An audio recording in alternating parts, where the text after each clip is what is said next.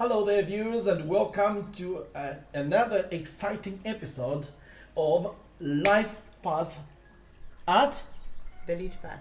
That's right. Life Path at the lead path. Now, ladies and gentlemen, this is a dedicated forum for students, both in Zambia and in the diaspora, international students out there. We have this dedicated forum to be able to bring out the issues affecting students and also zero in on the issues affecting a Christian in an environment of study, whether that be a college or university.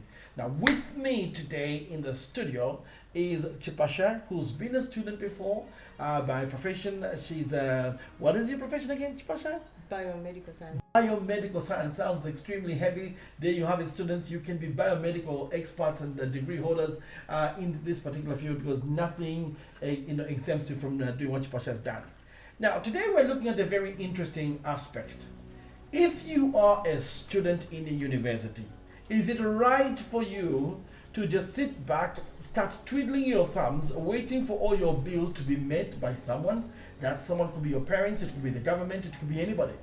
Or could you get up and do some work with your hands? Number two, if you are a student, is it possible that you can have entrepreneurial abilities to be able to make things happen and while working, still be able to employ others? Well, we will hear it from our panelists today. CHIPASHA seems to have some very exciting views in this regard.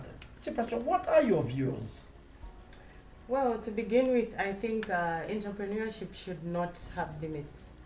It should not be limited to the fact that I'm not in school anymore or I'm working already, that's the only time I can do business. I think if we compare our education system here in Zambia or in Africa in general with the education system abroad, maybe we can consider the UK or America.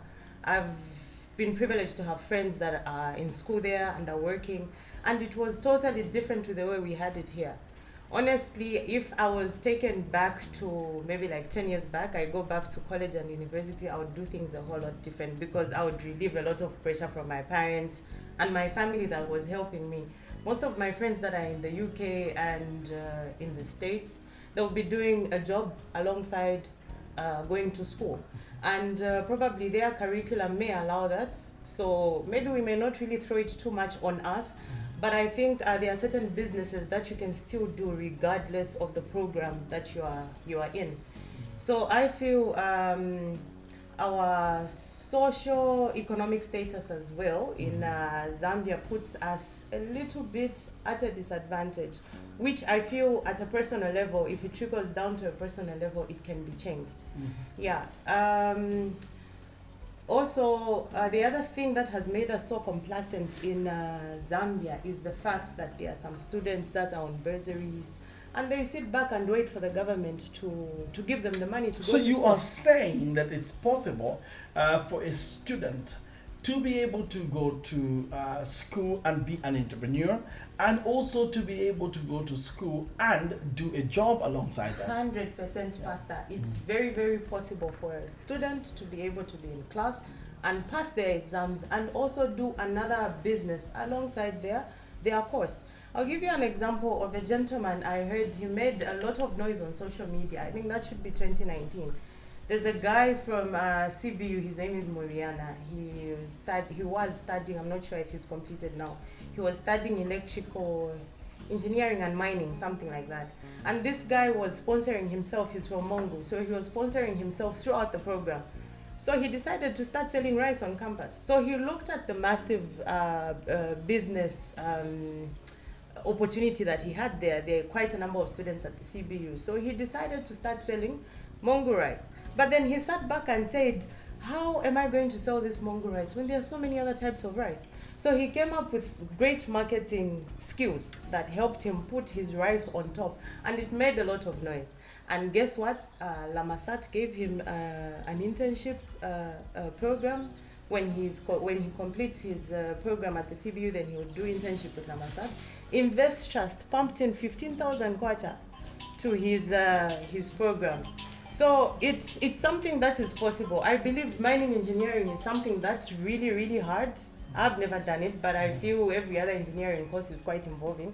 But this guy used his initiative and said, I will not bother my parents back home. Maybe he didn't even have parents, we don't know. Or he didn't have anybody to support him through the program. Okay, So we're coming to the, yeah. sort of like the close of the fifth session Yeah. on this series on a student in business or a student in employment. But if I hear you, you're bringing out facts like this gentleman who was talking about Mongol rice at CBU, and it was such a hype. Yes. Everybody was talking about in the whole Everyone country. was talking There are about it. great examples also that we can give people like Mr. Mikalile Yes, and yes. the conglomerate he has built.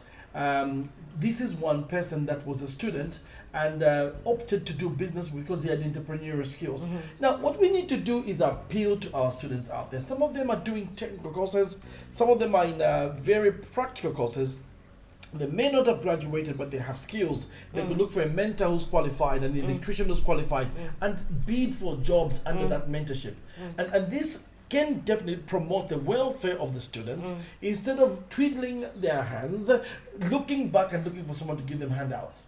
Now, looking at the time, and our timekeeper is very efficient today, we have to break it here and pick it up in the next series as we look at great examples of people that were in school and became great entrepreneurs. What steps do they take, and what can a believer learn from that?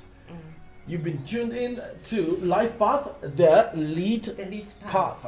This is the lead path for students both home and abroad. This is where we exchange views and talk about things pertaining to students and hope to find solutions together. Now, if you find yourself in Lusaka on a Sunday at 10 o'clock on Embassy Drive, opposite the US Embassy, we meet for church services at Life Path at 10 o'clock sharp. Join us if you're around. And if you can see numbers scrolling on the screen right now, if you're a student, you're in trouble, you need help, you need counseling, you need one of our pastors to reach out to you, do not hesitate to drop us a text or call us indeed, and we will respond. We are here for you. Life Path, the lead path. Until next time, shalom, shalom.